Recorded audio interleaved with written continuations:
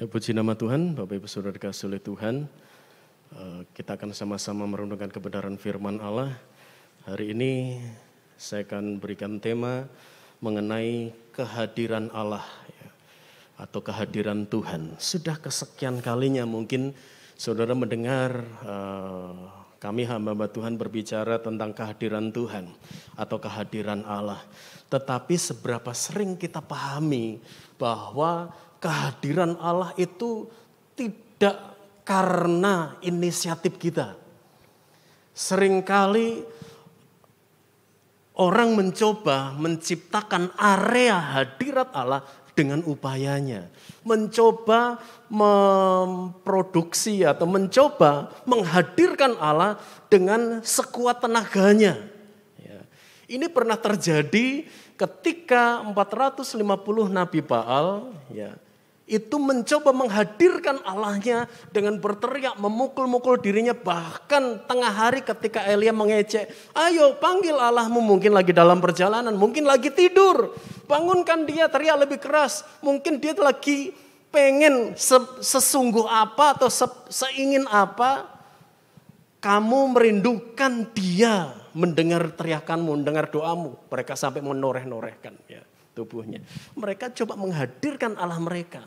Dan tidak terjadi sesuatu. Ya, saudara, Elia ketika sudah memperbaiki mezbah, dia menghadirkan Tuhan bukan atas inisiatif dia, saudara.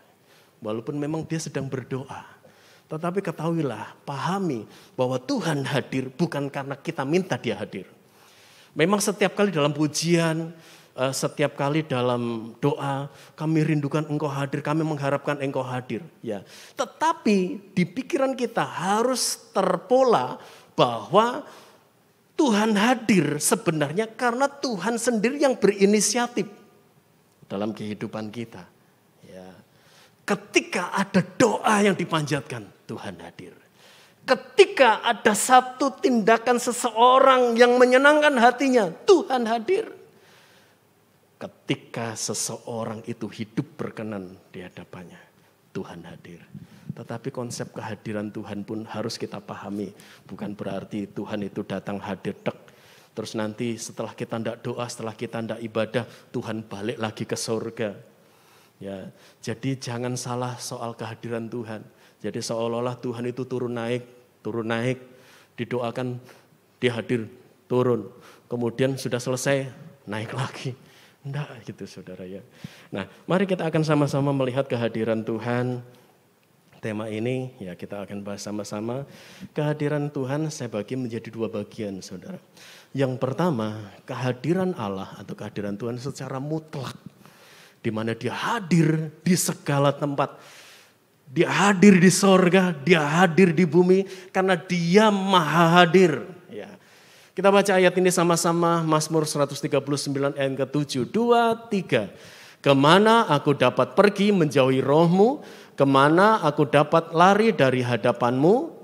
Jika aku mendaki ke langit, engkau di sana. Jika aku menaruh tempat tidurku di dunia orang mati, di situ pun engkau. Jadi yang pertama, Allah hadir secara mutlak karena memang otoritasnya adalah dia adalah Allah yang maha hadir. Ya. Kemudian yang kedua, Allah hadir secara pribadi. Saya bagi dua bagian besar ini aja saudara ya. Hadir secara pribadi, Yohanes 1 ayat yang ke-14. 2, 3. Firman itu telah menjadi manusia dan diam di antara kita dan kita telah melihat kemuliaannya, yaitu kemuliaan yang diberikan kepadanya sebagai anak tunggal Bapa, penuh kasih karunia dan kebenaran. Saudara perhatikan kata diam di sini, saya sudah catatkan di sana, itu dalam bahasa Yunani menggunakan kata skeno. Skeno itu berkemah, bertabernakel atau Allah hadir. Jadi firman telah menjadi manusia berbicara tentang Kristus yang adalah sang tabernakel itu sendiri. Dia bertabernakel, dia hadir, dia berkemah di tengah umat-umatnya. Ya. Nah, untuk memahami hal ini saudara, saya ingin ajak saudara melihat bagaimana Allah bertabernakel, bagaimana Allah hadir. Konsep kehadiran Allah yang harus kita pahami. Apakah kalau kita hidup benar Allah hadir, kalau kita tidak hidup benar Allah tidak hadir. Ya. Ketika manusia pertama diciptakan, Adam dan Hawa, saudara, di Kejadian pasal 3, boleh ditayangin. Di Kejadian pasal yang ketiga, di situ diceritakan bagaimana Allah itu selalu pagi-pagi datang ke Taman Eden, berjalan-jalan dengan manusia ciptaannya. Ya, Allah hadir. Dan hari itu di Kejadian 3 dijelaskan, selanjutnya satu hari di satu waktu Allah hadir di sana dan manusia tidak ada. Kemana dia sembunyi? Pertanyaannya, Allah tidak tahu bahwa manusia jatuh dalam dosa? Allah tahu. Tetapi kenapa Allah hadir? Semua menunjukkan bagaimana dia itu Allah yang penuh dengan kasih. Ya. Perhatikan ketika manusia hidup benar, Allah hadir. Ketika manusia jatuh dalam dosa, Allah tetap datang ke sana. Dan tentunya kehadiran Allah dengan tujuan yang berbeda, saudara. Dia datang dan berkata, Adam di mana engkau? Allah tidak ngerti, Allah tahu dong. Ya. Orang dia maha hadir juga dia maha tahu. Lalu pertanyaan Allah tujuannya apa? Untuk supaya manusia tahu posisinya di mana. Harusnya mereka ketika mendengar bunyi langkah Tuhan mereka akan segera mendekat. Selama ini seperti itu. Tetapi ketika mereka jatuh dalam dosa, mereka harus tahu Allah juga hadir buat mereka. Allah juga hadir bukan untuk menunjuk dan menyalahkan. Tetapi untuk menyadarkan mereka bahwa ketika dosa itu ada, mereka tidak bisa dekat dengan kehadiran Tuhan. Tetapi Tuhan tetap hadir untuk menyatakan rahmat-Nya bagi orang-orang yang berdosa. Ya. Dia datang untuk berkata, di mana posisimu? Dia tetap hadir. Dan karya penebusan dimasuk dalam rancangan Allah. Bukankah semula ketika mereka jatuh dalam dosa, mereka pakai pakaian daun ara. Yang mudah kering, yang mudah robek. Kemudian Allah membuatkan pakaian dari kulit domba. Ada darah yang tercurah di sana. Untuk supaya apa? Untuk supaya manusia tahu itu karya penebusan Allah yang digenapi. Kemudian lewat peristiwa Via Dolorosa, tersalibnya Kristus di atas kayu salib. Ya, dia adalah anak domba Allah yang mati bagi dunia. Ya. Nah, Allah berkemah.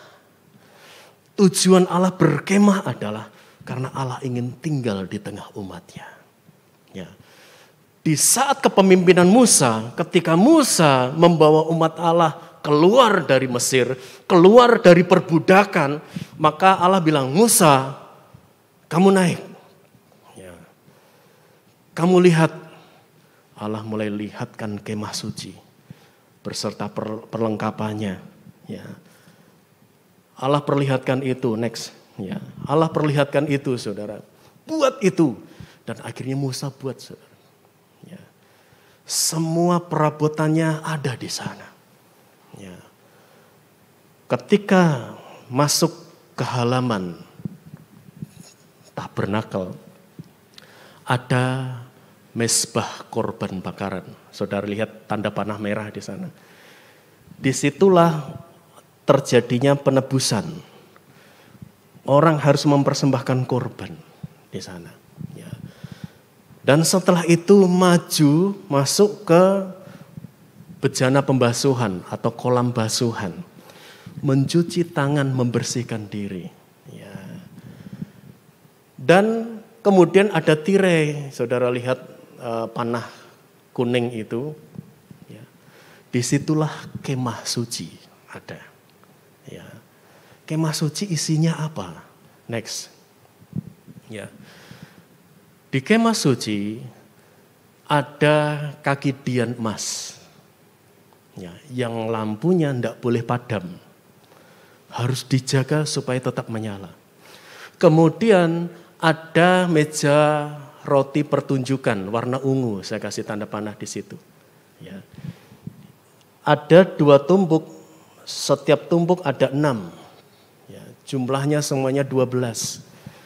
Dan roti itu harus diganti dengan yang baru. Ya. Kemudian di tengah itu ada mezbah dupa. Mezbah dupa yang asapnya harus terus membumbung. Ya. Dan mezbah dupa diletakkan di sana itu tidak kebetulan. Karena justru mezbah dupa itu di depan pintu masuk ruang Maha Kudus. Di ruang Maha Kudus itu ada tabut Allah di sana. Tabut Allah yang menyatakan kehadiran Allah. Dan di tabut Allah itu ada tutup grafirat, ya, tutup pendamaian. Di sebelah kanan dan kiri ada kerub, ya, malaikat bersayap. Ya, di sebelah kanan dan kirinya. Dan kalau saudara lihat ada asap putih ke atas, itu berbicara tentang cahaya kemuliaan Allah. Ya. Shekinah glory di sana. Ya. Kalau begitu, kalau memang Musa diperlihatkan apa yang ada di sorga, dan kemudian Musa disuruh membuat di situ.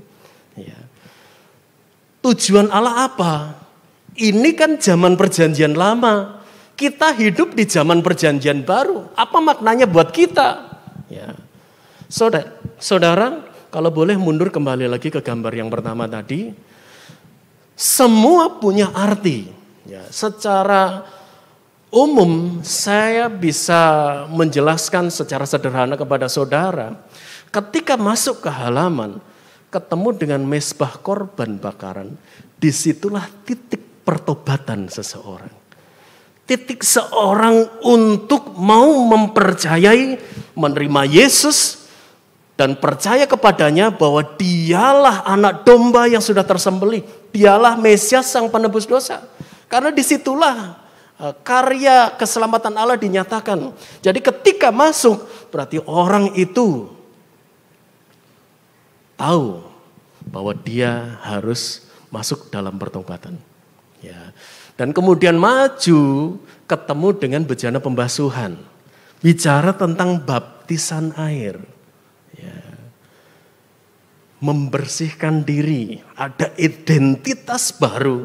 Ketika seseorang mau mati bersama dengan Kristus dan bangkit dalam kehidupan yang baru.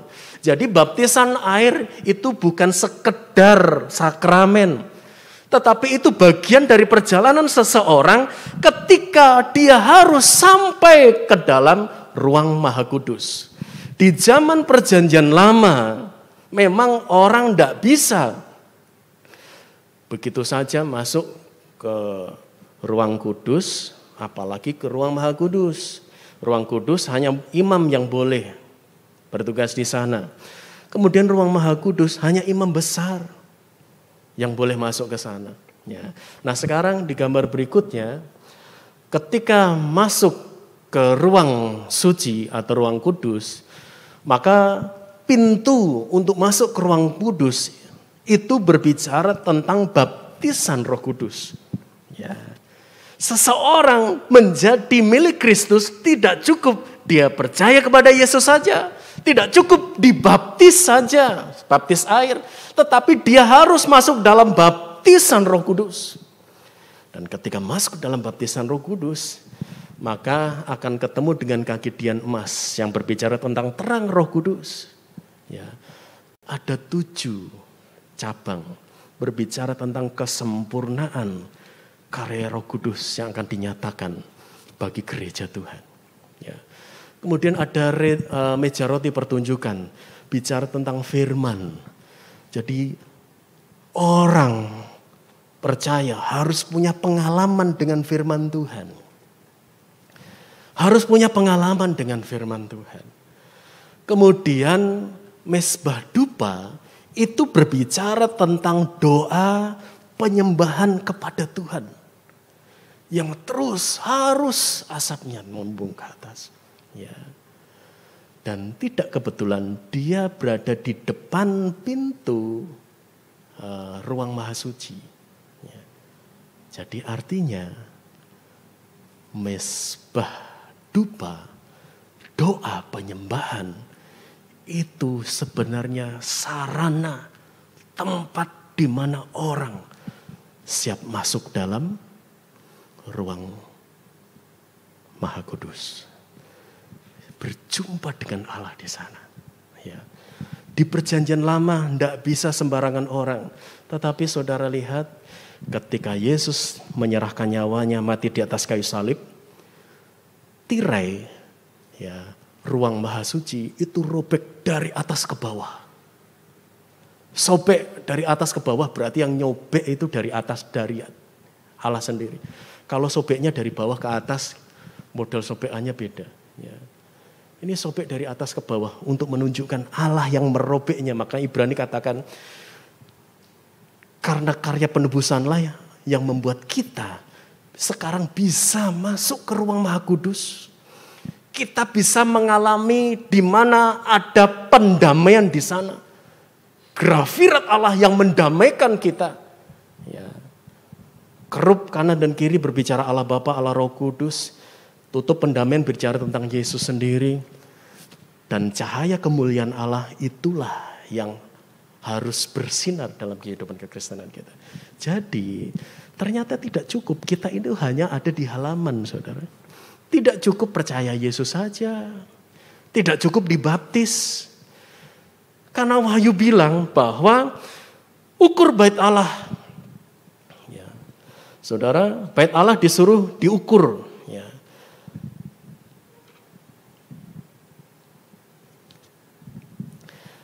Tetapi kecualikan halamannya. Ya.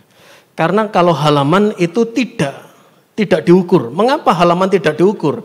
Karena dikatakan halaman itu akan diserahkan kepada bangsa-bangsa. Artinya Kristen halaman, Kristen yang suam-suam kuku, Kristen yang cukup begini sajalah.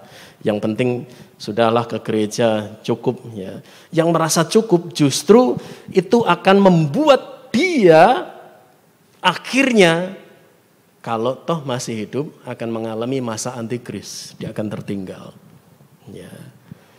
Jadi kekristenan harus masuk sampai ke kemah suci, ruang suci, masuk ke ruang suci, bahkan sampai ke ruang Maha Suci, di mana ada perjumpaan pribadi dengan Allah. Dia merasakan kehadiran Allah yang penuh. Halaman bisa rasakan hadirat Allah? Bisa. Ruang suci bisa rasakan hadirat Allah? Bisa. Tetapi tidak sekuat ketika berada di ruang Maha Suci. Paulus sampai iri, saudara. Karena dia tahu tentang rahasia ibadah. Sungguh agungnya rahasia ibadah bagi orang-orang yang hidup di akhir zaman. Gereja di akhir zaman yang mengalami masa anugerah itu luar biasa. Karena apa? Karena orang-orang perjanjian lama tidak bisa melihat tabut bahkan masuk. Tetapi kita, karena karya penebusan Kristus, kita bisa masuk ruang Maha Kudusnya. Dan saudara tahu, Wahyu sendiri sudah dibuatkan bahwa gereja Tuhan itu akan disempurnakan. Gereja Tuhan yang disempurnakan bukan gereja Tuhan atau anak Tuhan yang berada di ruang suci saja. Tetapi dia harus masuk ke ruang Maha Suci. Itu kesempurnaan. Jadi artinya kalau hari-hari ini saudara mulai dibangkitkan rasanya pengen doa-doa. Jangan tahan saudara. Saudara diberi semangat berapi-api di hati saudara untuk baca firman Allah, jangan tahan. Karena memang hari-hari ini Tuhan mulai melakukan seleksi. Lalang dengan gandum, domba dengan kambing. Tuhan juga mulai menyempurnakan gerejanya. Responi dengan benar. Ya. Karena inilah masa-masa di mana Tuhan memulihkan. Di dalam 1 Korintus 3 ayat 16, di zaman perjanjian lama berupa kemah suci, tabernakel. Ya. Allah berdiam di tengah-tengahnya, kalau gambar tadi saudara lihat, umat Allah berkemah sekitarnya, dan tabernakel itu, kemah Musa itu ada di tengah-tengahnya. Kemudian masuk ke zaman Salomo, mulai dibangunlah bait Allah yang pertama dalam bentuk permanen. Ya. Setelah dihancurkan, dibangunlah Zerubabel. Ya. Kemudian disempurnakan oleh Herodes. Makanya kadang-kadang bait Allah kedua disebut bait Allah Herodes. Karena Herodes melakukan renovasi. Ya. Sampai dengan abad 19. Ya, kurang lebih 18-19. Ya. Dan di tahun 70 Jenderal Titus menghancurkan. Di masa Yesus hidup, Yesus pernah berkata, rombak bait Allah ini 3 hari. Ya, akan aku bangun kembali. Yesus sedang berbicara tentang dirinya sang bait Allah itu. Sang tabernakel itu. Yang hadir di tengah-tengah umat yang berdosa. Supaya akhirnya dengan penyalipannya, dengan penebusannya. Umat manusia benar-benar menikmati Allah hadir di tengah-tengah umatnya. Makanya di dalam 1 Korintus 3 ayat 16. Di situ dikatakan, tidak tahukah kamu bahwa kamu adalah bait Allah. Dulu berupa bangunan fisik. Dan sekarang bait Allah itu adalah saudara.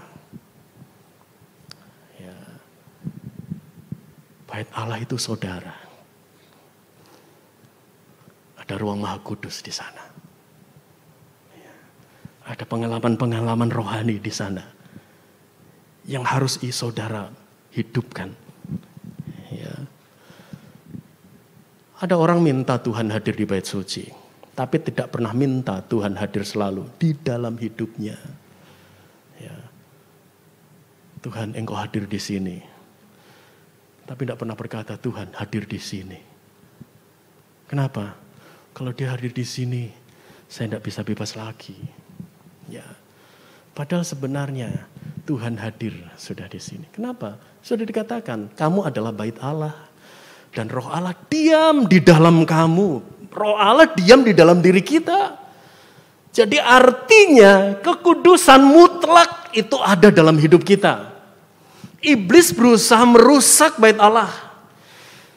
Bait Allah, sang tabernakel yang adalah Yesus. Iblis mencoba mengacaukan lewat pencobaannya 3 kali. Setelah pelayanannya, iblis pun mencoba mengacaukan pelayanan Yesus. Bahkan ketika berdoa di Taman Getsemani, iblis masih mencoba supaya Yesus menolak untuk minum cawan dosa manusia. Ya. Tetapi dia berkata, bukan kehendakku, tapi kehendakmu Tuhan yang jadi. Demikian juga dengan kita. Tuhan tidak diam atas hidup kita. Tuhan akan terus bangun. Makanya dia ingin cahaya Roh Kudus itu terus bercahaya dalam hidup kita. Firman itu, meja roti sajian itu harus terhidang. Fresh dalam hidup kita. Ada pengalaman dengan firman. Ada mesbah dupa yang berisi tentang doa dan penyembahan. Saya percaya hari-hari ini saudara sedang mengalami itu. Saudara seperti didorong untuk nyembah Tuhan.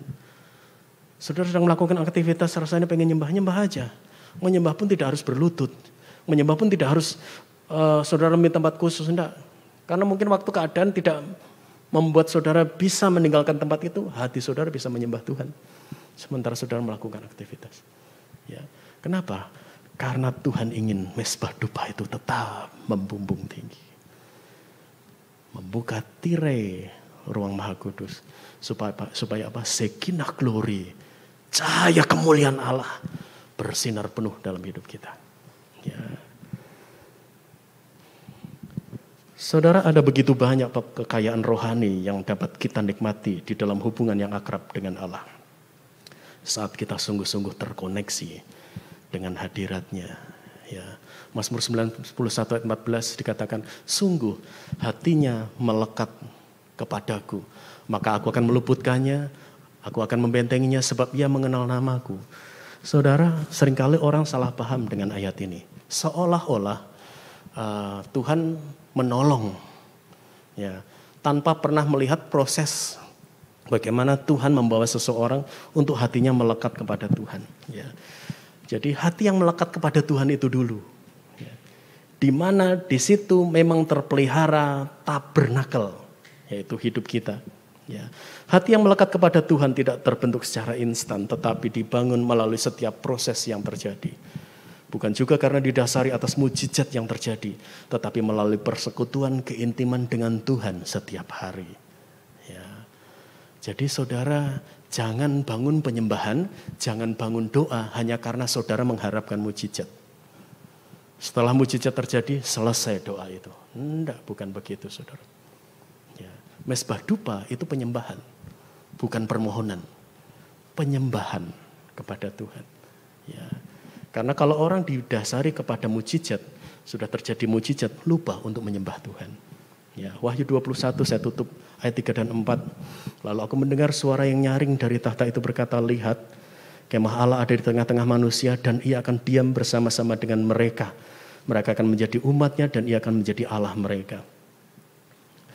Dan ia akan menghapus segala air mata dari mata mereka dan maut tidak akan ada lagi pergabungan atau ratap tangis atau duka cita sebab segala sesuatu yang lama itu telah berlalu. Perhatikan saudara, kehadiran Yesus dalam hidup kita bukan supaya berkat dan mujizat menjadi tujuan hidup kita, ya, tetapi supaya Yesus menjadi pusat penyembahan dan tujuan hidup kita. Ya. Dan yang penting bukanlah ketika Anda berdoa dan terjadi mujizat, tetapi apakah dengan berdoa saudara semakin mengasihi Tuhan, itu yang penting. Mari kita menyembah Tuhan.